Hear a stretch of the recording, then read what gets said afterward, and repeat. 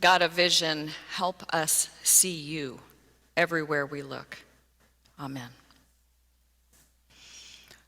How many of us wear glasses or contact lenses or reading glasses?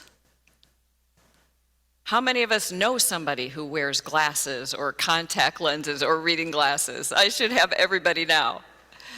Have you ever picked up somebody else's glasses by mistake and put them on and went, whoa, how do they see through these things? Do you remember getting your first pair of glasses for those of us who wear them? Yeah, I can remember as a small child riding in the car with my two brothers. I always had to sit in the middle on the hump. You remember the hump? You don't know if you should put your legs on it or one on each side, and they always sat by the window. So as we're going down the road, my brothers would say, look at that deer out in the field. And I always looked, but I never saw the deer. But it wasn't until I was in 4th grade that I found out I needed glasses because I could also not see the chalkboard anymore. When I got those glasses and I put them on, everything looked so different. It was so sharp and clear. I would put those glasses on and then take them off, and I could compare how it used to look and how it looks now. It was pretty amazing.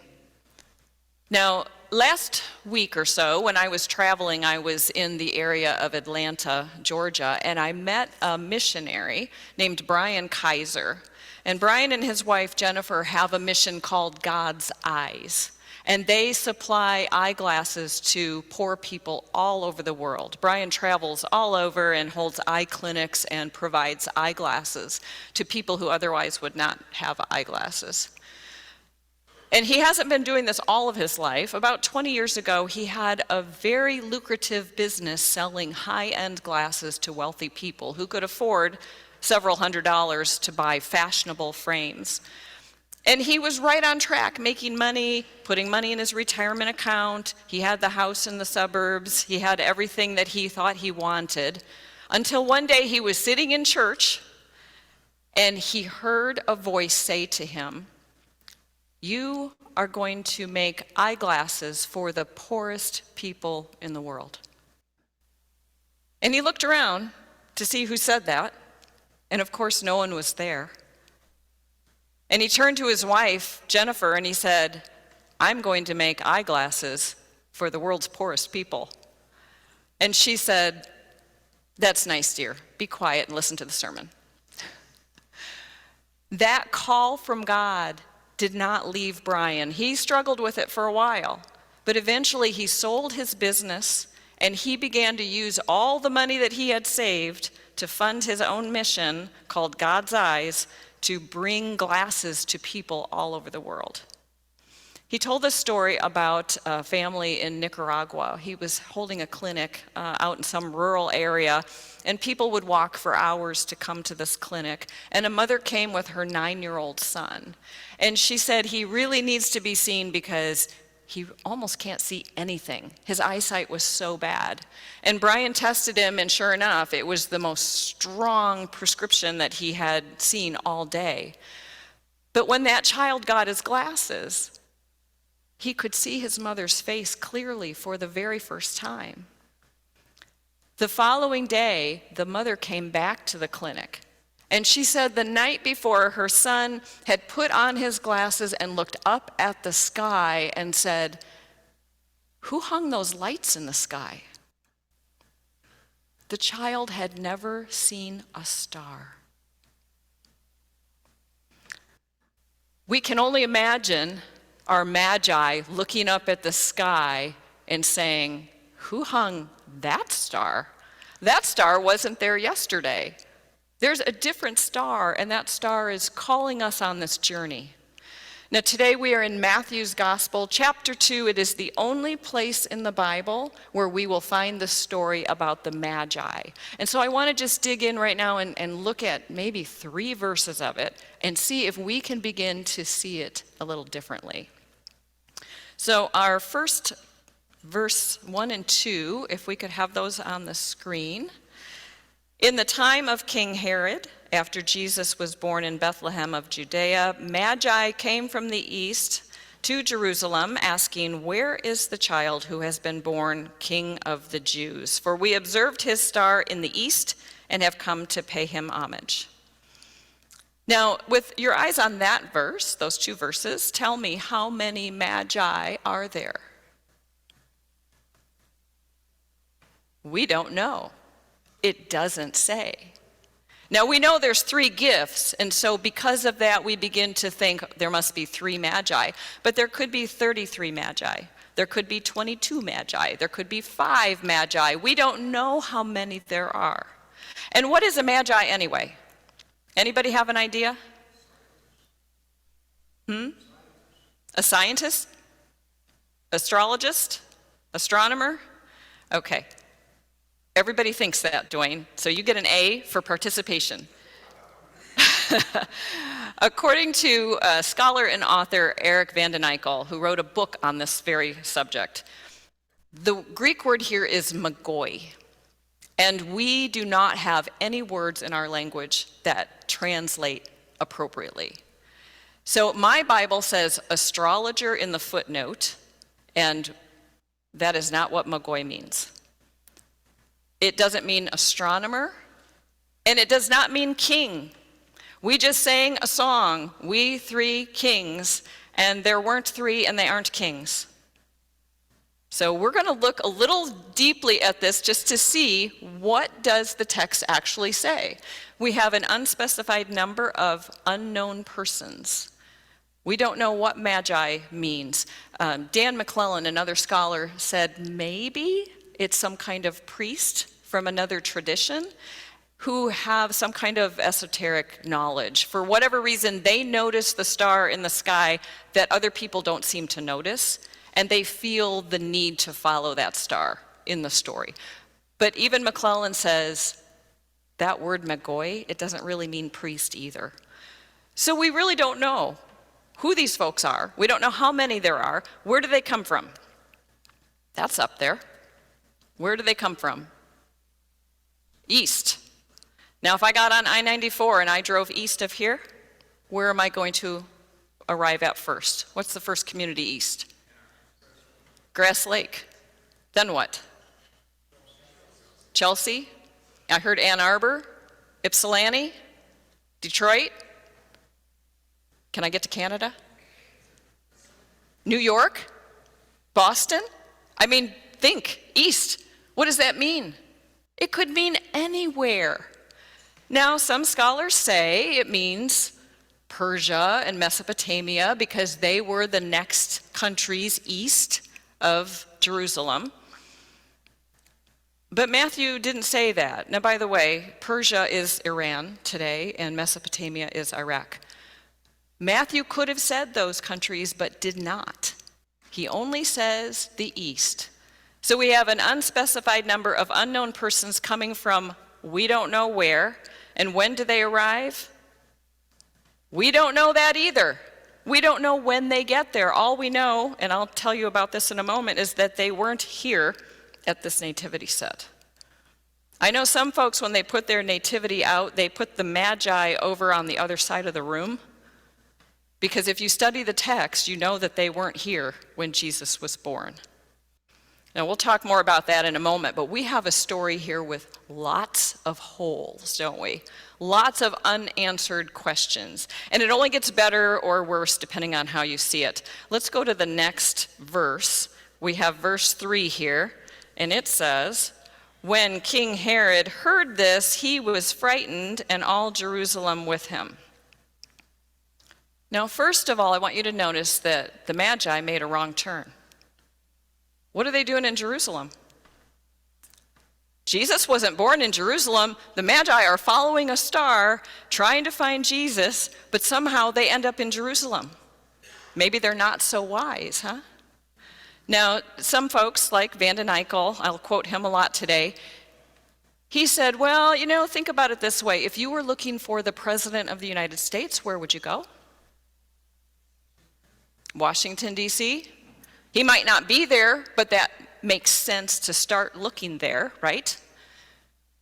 The Magi follow the star until they get close. And then their rational brain kicks in and says, oh, we're looking for the King of Kings, the new king. He must be in Jerusalem.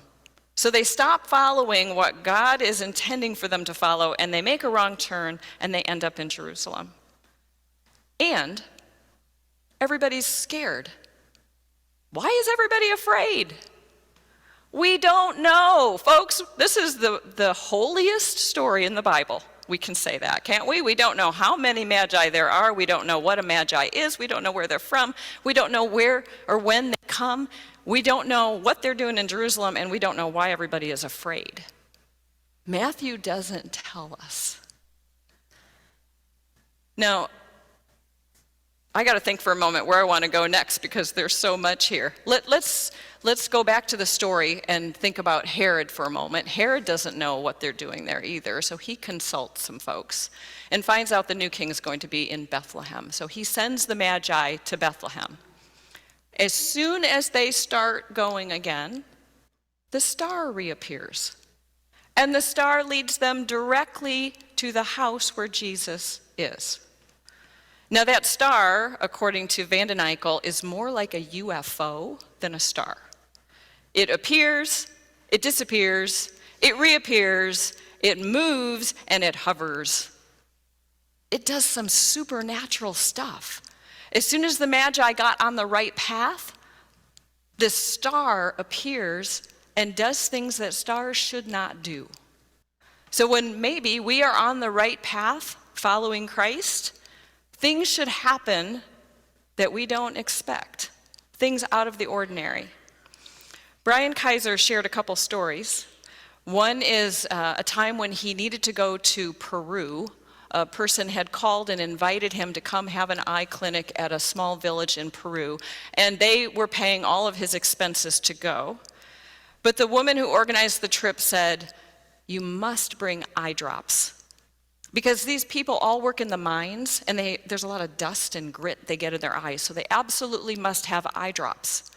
And Brian said, I don't do eye drops. I don't have any eye drops. I have frames, I have lenses, I have equipment to measure, but I don't have any eye drops. And the woman said, if you come to Peru, you have to have eye drops. Brian said he prayed and just said, God, if you want me to go to Peru, I need eye drops. But if I don't have any, then I guess I'm not going to go. The following day, an ophthalmologist's office calls Brian and says, we want to donate some supplies to God's eyes. Can you use eye drops? And he stammered for a couple seconds. Well, I'm going to Peru, and I guess I do need eye drops. It happened again the week before he left on the trip. Another office called. He has not asked anybody for eye drops. But another office called and said, can you use eye drops? So when he went to Peru, he had 500 bottles of eye drops to give to the villagers. Should not have happened, but it did. There was another time, some of these stories are just crazy. They're amazing. He was invited to Zambia, and he really wanted to go. There's a lot of missionaries that were meeting together, and they all wanted him to come so that they could make connections for him in Africa. But he had to have $2,000 airfare to get to Zambia, and he couldn't do it. Didn't have any money in the God's Eyes account. So the gentleman that was organizing the trip said, we've got to know in 3 days if you're coming. So you got 3 days to figure it out. So Brian said, God, if I have $2,000, I'll go to Zambia, and if I don't, I'll assume you don't want me to go. The next day, he goes to a Bible study. A woman has a book that she highly recommends everybody read, and Brian asked her if he could borrow her book. She said yes, gives him the book. The next day, he pages through the book to see what it's about, and inside is an envelope with a check in it to God's Eyes for $2,000, exactly what he needed. He said, I guess I'm going to Zambia. He called the woman who gave him the book, and the check wasn't from her. It was from someone else. And somehow it was stuck in this book. And Brian gets this check, and he's able to go to Zambia. When the Magi got on the right path, the star that they had lost sight of is suddenly there again and leads them directly to Christ. And at this time in Matthew's story, he tells us that Jesus is in a house, not a stable. So Matthew has Mary and Joseph and Jesus in a house, and Luke's gospel has a manger. But none of our gospels have a stable. This is where it gets really fun. When you start looking at these stories, what we've done over the centuries is we've taken Luke's gospel and Matthew's gospel and we've kind of put them together and we've come up with a story of the nativity. But this largely is fiction. And I don't want anybody to feel bad about this. We'll get to some better feeling stuff. But there's a manger in Luke's gospel, which only tells us that Mary maybe gave birth in a field or in a cave or in a stable, but there were no animals. There's no animals in either of our nativity gospel stories, and yet we have a whole bunch of animals. And we know that these magi did not make it on time, because by the time they get there, Jesus, Mary, and Joseph are living in Bethlehem in a house. Luke has them traveling to Bethlehem for a census. Matthew has them living there. Time-wise, that could work. But again, are we trying to add to the stories that these gospel writers didn't intend us to add to? I don't know. I think sometimes we try to make the story answer our questions. Our brains do not like holes in our stories. We like to know how it happened. Have you ever been in a grocery store and somebody you know kind of looks right past you and walks on as if they didn't see you? Right away, your brain starts to think, what did I do to make them mad? Why didn't they even say hello to me? For goodness sake, that was rude. We don't know why that person didn't see you. Maybe they're in a terrible time in their life and they're overwhelmed. Maybe they just, weren't paying attention. But our brain starts to spin a story. And that is what happened with these nativity stories. There's a couple other things in Luke's gospel that aren't there. We all picture Joseph leading a donkey with Mary, heavy with child, riding the donkey to Bethlehem. There's no donkey, right? There's no innkeeper. How many of us have seen the Christmas play where the innkeeper says, "No room for you"? There is no innkeeper. We added all of these things to the gospel stories. And it's not just us. This has been going on for centuries. There are 4 main texts. They're apocryphal texts. They're stories that were written tens and hundreds of years after Jesus' birth. And those other writings that are not in your Bible, that's where all this extra detail comes in. The Magi didn't turn into kings until the 13th century, friends. They were never kings for those early Christians, but somehow they are for us. Now, some of those apocryphal writings, for those of you who are, kind of Bible nerds and you want to look them up, one is called the Gospel of Pseudo-Matthew. Anything that has the word pseudo in it is just saying it's not Matthew's gospel. It's a different one. The Proto-Evangelicum of James is another one. The Armenian infancy stories is another one. And the Revelation of the Magi. Now that one's interesting. I think that's the right one. They say that the Magi are actually military leaders, and they don't travel alone. Military leaders travel with their army. So when the people in Jerusalem look out and the Magi have arrived, they see an army surrounding their city and they are afraid. What question did that answer for us? Why are all the people in Jerusalem afraid? Do you see how that works? We have the text and then we add to it because we want to fill in the blanks. But when we do that, we miss what the author is trying to tell us. I've told you before, and this is maybe the only thing I want you to remember. If it's not in the story, it's not important. Matthew didn't forget what country the Magi came from. It's not important. Magi, we don't know how many there are or what the Magi even are, and that is not important to Matthew. He could have explained it more, but that is not what he's trying to say. So what is it that Matthew wants us to take away from that little story that we read today? The one that doesn't give us a whole lot of information. If we don't concentrate on this, on all the traditional stuff that has arisen over the years, over the centuries, and we look just at what Matthew tells us, what is he trying to say? The Magi are from far away, but they are not too far for God to reach them. And sometimes we feel far away from God, but we are never too far away for God to reach us. We don't know how many Magi there were, just like all of us. We never know if we're going to have 10 or 60. It's any number of people who are not too far away to be reached by God. The Magi made a wrong turn.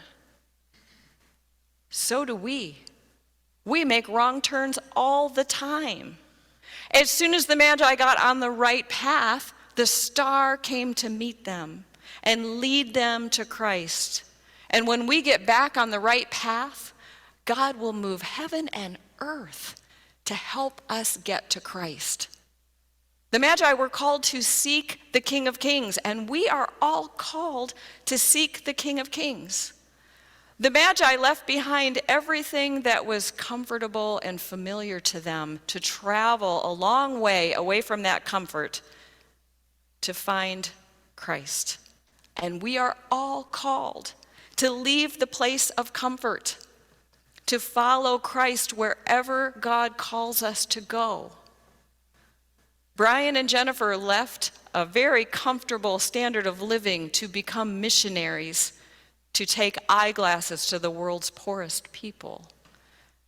We are all called, like these Magi, to go seek Christ. And when we start out, when we do something that goes against the culture, when we do something that God calls us to do, that we see we are supposed to do, sometimes people are afraid. Sometimes we're afraid. Sometimes it's a little scary to step out on that kind of journey. But when we are really seeking Christ, it can be scary. All of that was in our story. We are just like the Magi. Unknown number of unknown people from an unknown place coming at any time, making some wrong turns, and being a little scared sometimes. I think that's what Matthew wants us to see differently in our story today. These aren't kings wearing crowns, because none of us are kings. And yet we are all invited to come to find Christ.